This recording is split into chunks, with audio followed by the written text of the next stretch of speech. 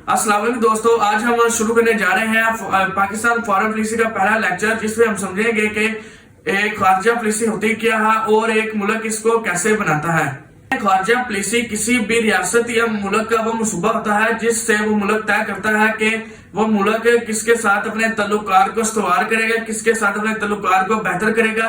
वो ये तय करता है कि वो आलमी दुनिया के ऊपर कैसे चलेगा, वो किस मुल्क के साथ तजारत करेगा, वो किस मुल्क के साथ अपना फासला तय करेगा। ये सब के सब चीजें खारजा पॉलिसी के अंदर शामिल होती हैं।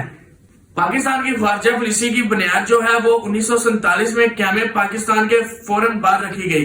जब पाकिस्तान कायम हुआ तो पाकिस्तान को दरपेश मसाइल का सामना था, जैसे कि भारत के साथ मसाइल का सामना हो और आलमी दुनिया के ऊपर भी जो कोल्ड वार का एक सिनेरियो था, उसके ऊपर पाकिस्तान के अपनी खारजा पॉलिसी बनाना बहुत ही मुश्किल था। यानी कि इस्लामी और नजरियाती अपने खारजा पॉलिसी को लेकर चलना बहुत ही मुश्किलात का सामना था। इसके ऊपर कायदे-ए-आज़म मोहम्मद जिन्ना ने एक वाज़ेह पैगाम दिया था कि हम लोग अपनी खारजा पॉलिसी जो है वो हम लोग ऐसे बनाएंगे कि हम लोग अपने जो तल्लुकात है हर एक के साथ अपना दोस्ती का रिश्ता कायम रखेंगे, ताकि हम लोग मुल्क लोगों के साथ चल सके। और यही जो एक कायदे-ए-आज़म की खारजा पॉलिसी थी, वही पाकिस्तान की खारजा पॉलिसी का बुनियादी स्तून बना।